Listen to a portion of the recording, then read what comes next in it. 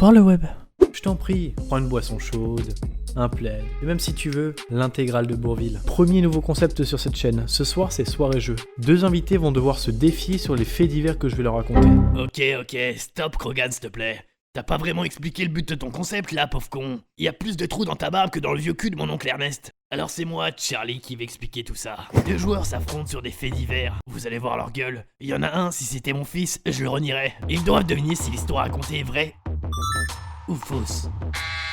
De base, il y avait 3 histoires pour chacun. Mais au cours de la vidéo, tu décideras que toutes les histoires sont pour les deux joueurs. Celui qui a le plus de points gagne la partie. Voilà, c'était Charlie. Je relance cette putain de vidéo.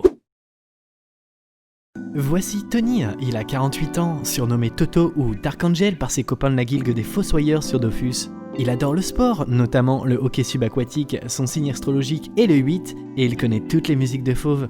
Rencontrons dès à présent Jonathan alias Crespouille ou la chose pour les plus intimes. Il a à peine atteint la puberté. Sa phrase fétiche est « pète-moi dessus, je te dirai rien ». Il adore les longues balades, le Parisien, et collectionne 800 DVD du film Is No Good. Personne rigole sur ça. Je suis en compagnie... C'est bon les gars ? C'est à cause du Covid, ça.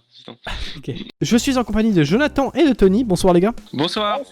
Alors vous êtes prêts ce soir pour les petites histoires qui font peur des fois ? On va essayer d'être prêts, ouais. Ça fait vraiment peur ton truc? Non, ça fait pas peur. Je dis des Moi j'ai conneries. peur. Donc je vous rappelle le principe de ce nouveau concept les gars, c'est 3 histoires chacun. Le perdant, il aura un gage. Voilà. Je vous dis pas c'est quoi comme gage, mais vous inquiétez pas, c'est pas un gage, on va pas devoir se raser la tête ou se mettre à poil dans la rue, c'est un gage assez... Ah merde, dommage. Ouais. Dommage. Ah. Donc où est-ce que tu nous embarques encore?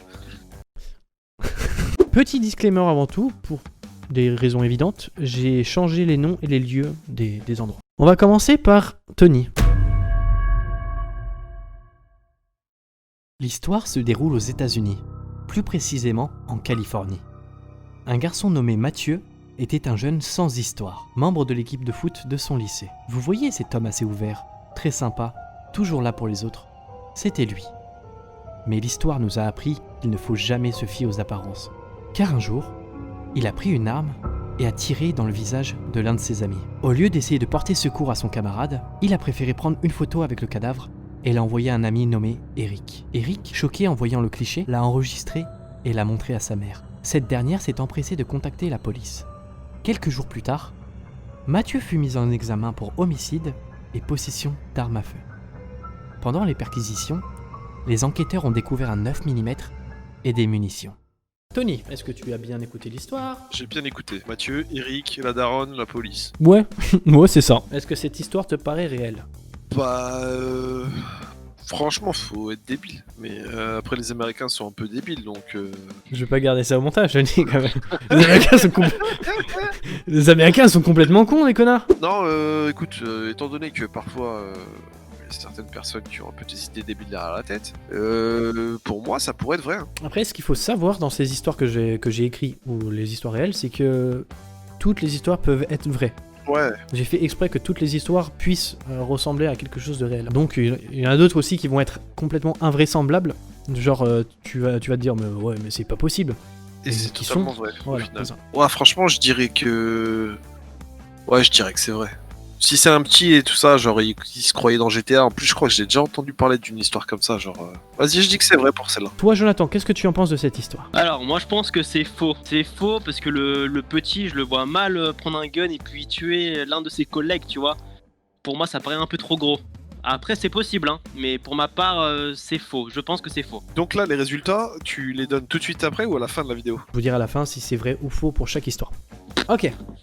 Deuxième histoire. C'est qui est en train de péter dans son micro ? Ouais, c'est moi. J'aime bien quand tu pètes dans le truc. Deuxième histoire. Cette histoire, je l'ai appelée braquage. Retrouvons-nous à Wayne, dans le Michigan. Un homme nommé Jared, ancien manutentionnaire, prépare un braquage depuis maintenant 3 ans. Il prévoit le matériel, la façon de s'échapper et aussi la façon d'utiliser l'argent une fois le braquage terminé. Son plan semblait infaillible. Le jour J, Jared rentre dans la banque armée d'un calibre 5,56 et prend en otage un vigile. Tout se passe bien, enfin pour lui, et à la fin, Jared sort de la banque en se disant que le pire était derrière lui. 10 minutes plus tard, alors que les policiers étaient déjà sur les lieux, Jared revient. Pourquoi ? Sous la pression, il avait tout simplement oublié son butin sur place. L'homme s'est fait arrêter et condamné à 25 ans de prison.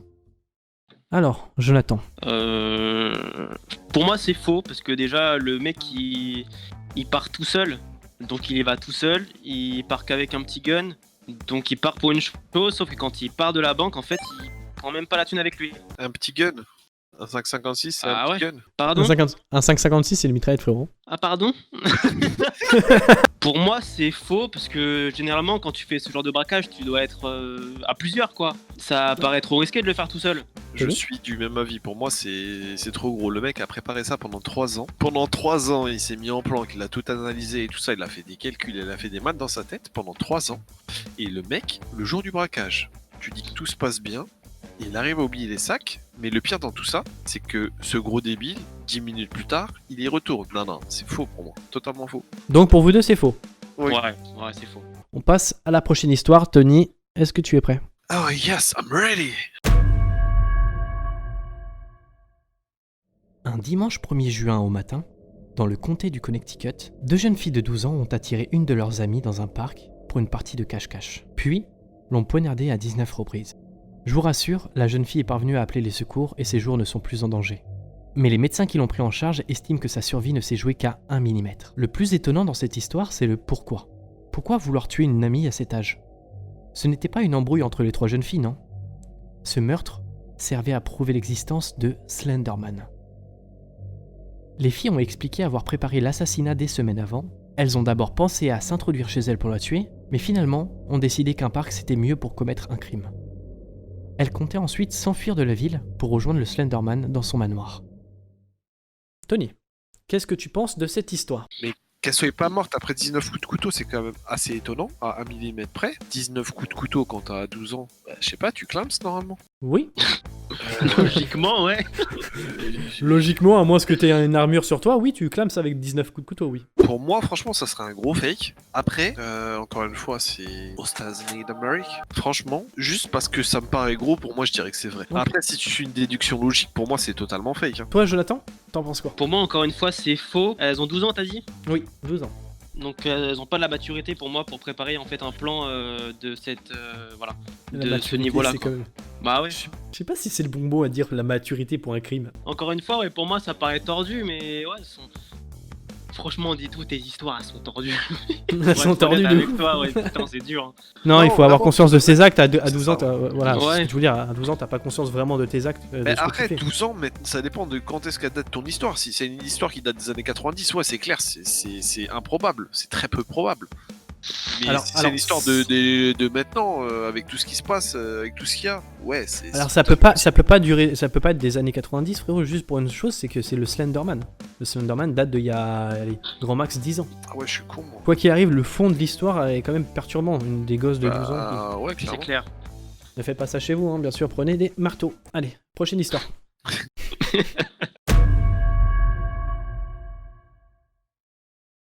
On connaît tous Tom et Jerry, cette émission de notre enfance qui met en scène un chat et une souris qui se font la guerre sans relâche. Mais connaissez-vous réellement leur fin ? Tom est tombé éperdument amoureux d'une demoiselle.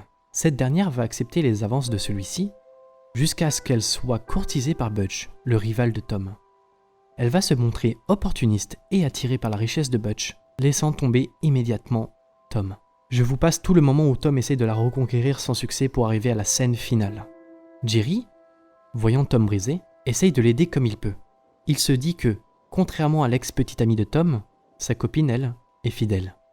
C'est alors que le monde merveilleux de Jerry se brise. Il voit sa copine Toots dans un cabriolet avec une autre souris et une pancarte « Just Married ». Jerry est maintenant lui aussi abattu et rejoint Tom sur les voies ferrées. La dernière chose que l'on entend est un train qui s'approche et, fondu au noir, Tom et Jerry se sont suicidés. Et donc, c'est sur la série de Tom et Jerry, c'est ça? C'est sur la série de Tom et Jerry. Alors, Pour moi, il y aurait pas de fake. Pour moi, c'est vrai. Je sais pas quoi dire par rapport à l'histoire. Enfin, tout est bien. Enfin, ouais, il y a pas de problème pour moi. Je pense que c'est vrai. Attends, quand il n'y a pas de Hormis problème. la fin, quand il Comment se ça, il y a pas suicide, de tu vois. problème Non, mais hormis la On parle fin, de quand Tom et il se Jerry, là. suicide. Il côtoie pas d'autres trucs dans la série de Tom et Jerry? D'autres quoi? Bah, je sais pas, Tom. il D'autres tombe pas personnages amoureux, ouais. Si, il y a Butch le chien. Butch, c'est pas un chien, c'est un chat. C'est comment il s'appelle le chien alors? Je sais plus de son nom, chien. Attends, je le mettrai au montage, voici le nom du chien avec la photo du chien. Moi, de ce que je me souviens, il y avait des histoires d'amour quand même dans Tom et Jerry. Mais c'est très enfantin. Bah, étant donné que c'est enfantin, donc Jojo, t'en penses quoi toi? Moi, je pense que c'est vrai, hein. Comme j'ai dit, je vois pas de grosses douilles dans l'histoire. À toi de voir ce que t'en penses, Toto, mais moi, je reste sur mes positions. Bah après, il y a un fondu noir, tu les vois pas se suicider, tu vois. Donc c'est probable en fait. Ouais, non, moi je dirais que c'est fake. Ouais, moi je mets fake. Bon, bah, je reste sur du vrai, quand même. J'ai le cul entre deux tabourets, quoi. Des vraies blagues. Écoutez, pour l'instant, je vous dis pas les scores, je répète, je vous dis pas les scores pour l'instant, mais sachez qu'il y en a un qui s'en sort pas mal. Il y en a un qui s'en sort pas mal là-dedans. Ok. Je pense que Je c'est sais pas moi. lequel. Eh bien non, c'est l'autre. Non, je rigole. Tony, je passe à une histoire qui est assez longue. Vas-y, je t'écoute, je suis Toto. Joey et Sarah se sont rencontrés il y a quelques années. Ensemble, ils ont eu un petit garçon, Enzo. Tout se passait bien, mais quelques temps après, rien ne va plus dans le couple et ils décident de divorcer. Le petit Enzo ne savait pas, mais c'était le début d'un long cauchemar pour lui.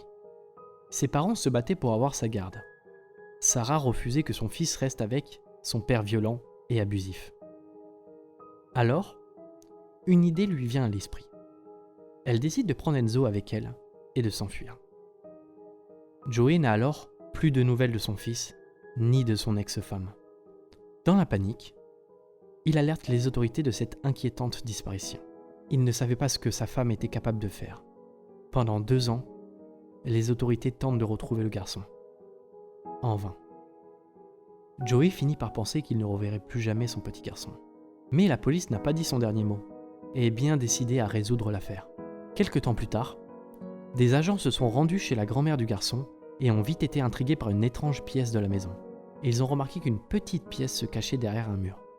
Alors, ils se sont décidés à l'ouvrir et devinez quoi? Sarah et Enzo étaient bien à l'intérieur, en boule dans un coin, mais en vie. Ils ne savaient pas depuis combien de temps ils étaient enfermés dedans, mais le petit garçon n'avait pas l'air en pleine forme. La police suspecte que la maman s'est cachée pendant plus d'1 an dans cette pièce pour fuir Joey. Quand il a enfin pu être libéré, Enzo s'est mis à courir, comme s'il n'avait jamais vu la lumière du jour, décrit un agent de police.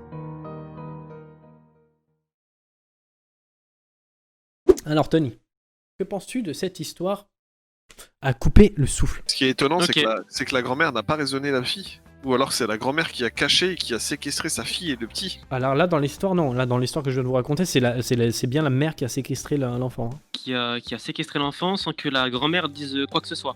C'est ça. Il y a Anguille sous roche. C'est clairement l'histoire. Il y a Anguille sous roche là. Parce que normalement la grand-mère elle est censée prendre soin de sa fille du coup et de sa petite fille. Oui, alors c'est moi, un petit garçon. Déjà c'est un petit garçon, Flo. Donc la grand-mère, en fait, elle est complètement complice de la disparition. Non, moi je dis que c'est vrai. N'oublie pas que dans cette histoire, c'était pendant 2 ans. Ils ont été enfermés pendant 2 ans. Donc c'est faux. Pour moi ça reste vrai. Non, je dis que c'est vrai en fait. Ça va là, frérot. Bah, en Pour fait, moi ça reste c'est vrai parce compliqué. que même aujourd'hui je pense que c'est le genre de... Mais non, j'ai un situation, gosse en fait, j'ai du mal à passer, quoi. m'imaginer comment tu pourrais faire ça en fait. Ouais Je mais trouve il y a des gens ça qui sont carrément complètement ouf, en fait. tarés hein. Bah je sais. Ok. C'est vrai pour vous deux. Ouais complètement. Franchement Nickel. j'adore faire ça les gars. Ouais, moi aussi. C'est bien, hein? Ok, passons à la dernière histoire, les gars. Dans cette histoire, nous suivons Paul, réalisateur de documentaires animaliers de 32 ans habitant à Jamestown, en Virginie. Décidément, il y a pas mal d'Américains dans cette vidéo. Père de 2 enfants de 5 et 7 ans et travaillant pour une grande chaîne de télévision. Paul avait l'habitude de voyager. Népal, Amazonie, Grèce, etc. Enfin bref, il avait déjà enchaîné les voyages. En mai 2003, la chaîne l'envoie en Indonésie pour faire un reportage sur les aigles de Java. La veille de son départ, Paul a un mauvais feeling. Première fois de sa carrière d'ailleurs. Il confie à sa femme que cette émission, il ne veut pas la faire. Sa femme, essayant de le motiver, lui dit qu'au final c'est pour 2 semaines, qu'ils se retrouvent vite et qu'elle lui prépare quelque chose pour leur retrouvaille. Le jour J, Paul se rend à l'aéroport accompagné de sa femme, l'embrasse et il lui dit « Je t'appelle quand je suis arrivé. Je t'aime ». Ce sont les derniers mots de Paul à sa femme, son avion n'étant jamais arrivé à destination. Le Boeing 737 dans lequel Paul était à bord s'est écrasé à 5 km de l'aéroport international Rwanda, alors que le pilote avait signalé des problèmes techniques. L'histoire aurait pu s'arrêter là, mais un détail très bizarre a son importance. Quelques jours après le crash, la femme reçoit un message provenant du téléphone de Paul avec écrit « Bien arrivé, je t'aime ». Ce téléphone n'a jamais été retrouvé. Et pour la petite anecdote triste, la surprise que sa femme lui préparait, c'était l'annonce de sa grossesse. Elle attendait des jumeaux. Oh là là. Moi, je connais la réponse à cette histoire. Pourquoi? Enfin, parce que tu la connaissais Je avant la connais, ouais. Celle-là, je la connais. Jojo, est-ce que cette histoire est vraie ou fausse pour toi? L'histoire genre du téléphone à la fin, ça me paraît bizarre. Sinon, tout le reste, pour moi, ça paraissait vrai, mais ce qui s'est passé à la fin, pour moi, c'est faux. Là, je veux pas influencer sur le truc, mais ça existait déjà à l'époque, en 2003, c'est des messages déjà Programmés. préenregistrés. tu C'est vois. ça. Il manque plus qu'un bug ou quoi que ce soit, le message s'envoie quand même. Et puis le message, ouais, c'était 5 jours après, t'as dit? Et 5 quelques jours jours après. Quelques jours après. Ouais, genre ça peut être 2-3 jours après. Hein, Ouais, si Paul de base il avait genre son téléphone sur lui et que l'avion s'est écrasé, donc ça veut dire que le téléphone il est mort. Donc le message aurait jamais pu s'envoyer. À toi de voir. Et le téléphone il a jamais été retrouvé en plus. Jamais. Allez, pour moi c'est faux. Pour moi c'est faux juste pour le téléphone à la fin, ce qui me paraît bizarre. Tony? Pour moi, c'est vrai, parce qu'il me semble... Je me rappelle plus exactement.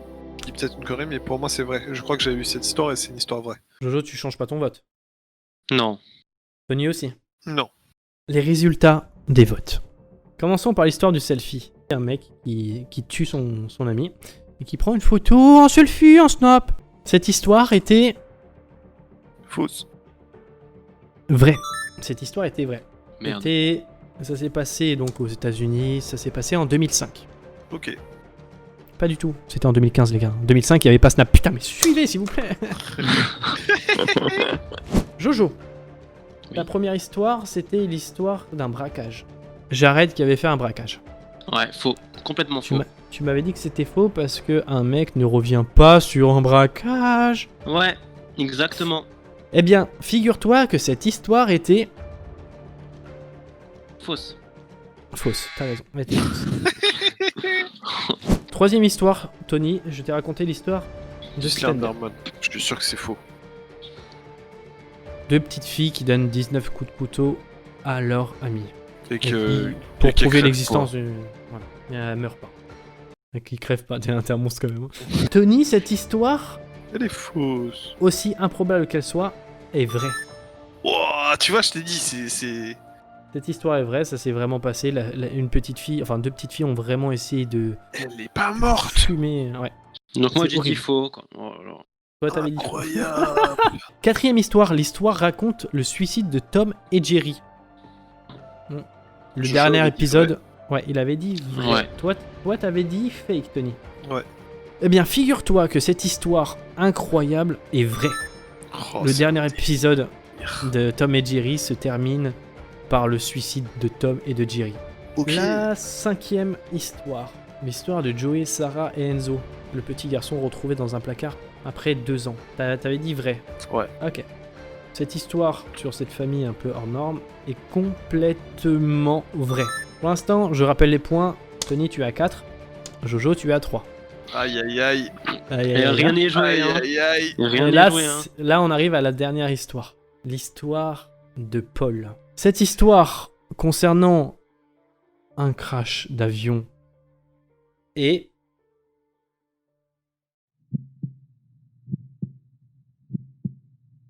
Elle est fausse. Ouais, je Bien sais. joué, Jojo. Bien joué, Jojo. Ça va être chaud, on va départager. Je vais vous raconter 2 anecdotes et vous allez me dire si c'est vrai ou faux. Dans un musée en Alberta, un homme a réussi à ouvrir un mystérieux coffre vieux de 40 ans possédant une combinaison à 6 chiffres du premier coup. Alors pour moi celle-ci elle est fausse. Parce qu'en termes de probabilité, me laisse tomber.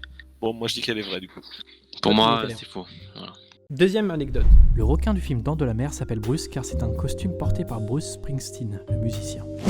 Alors, moi je vais dire vrai aussi pour la simple et bonne raison que l'anecdote d'avant c'est faux. Et vu qu'il y en a une de vraie et une de fausse. Eh ben moi Ok. je vais baiser Jojo. Quoi? Pourquoi? Attends, après, on peut répéter. On peut répéter ce que tu viens de dire? Et j'ai envie de dire que celle-là elle est vraie aussi.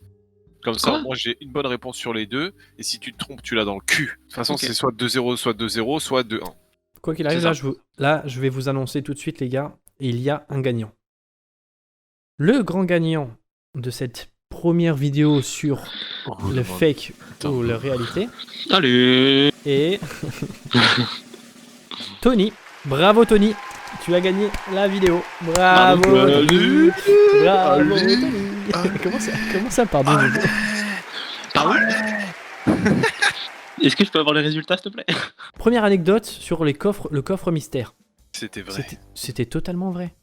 Un mec a Oh. vraiment mis 20, 40, 60 et a réussi à percer à jour un vieux mystère datant de il y a 40 ans. Pour l'anecdote des dents de la mer, donc le requin des dents de la mer, c'était complètement faux. Ben, j'avais dit que c'était faux. Mais t'avais dit vrai. Tu t'es Mais j'ai- rattrapé, t'avais dit C'est vrai. vrai. Il a le seum, on va voir dans 2 secondes, ça va faire tidou. Non, ouais, vas-y, c'est la première vidéo, j'ai pas envie de faire un gros gage, comme je vous ai expliqué. Je suis Le cuit. premier gage, ce sera juste de nous préparer un bon petit repas quand on se verra. C'est tout. Est-ce que si je vous paye McDo, ça passe ou pas? Non, tu dois le cuisiner par Non, contre. tu dois le n'abuse pas. cuisiner toi-même. N'abuse pas, chacal. Vous, à la maison, n'hésitez pas à mettre pause pour savoir si l'anecdote est vraie ou fausse. Vous pouvez déjà jouer avec vos amis si vous êtes à plusieurs. Ou tout seul, comme un pauvre con. Sur ce, je vous dis à la prochaine. N'hésitez pas à liker cette vidéo si elle vous a plu. Et moi, j'ai fait un record du monde en 2013 en mode zombie, si vous voulez savoir. Il a fait un record du monde en 2013 en mode zombie, si vous voulez savoir. Voilà, sur Mob of the Dead. Mob of the Dead. Et Moi, si bah, vous voulez savoir, putain. moi aussi j'ai fait un record du monde. Ah ouais? Mais ça, je peux pas le dire. Cette anecdote est fausse.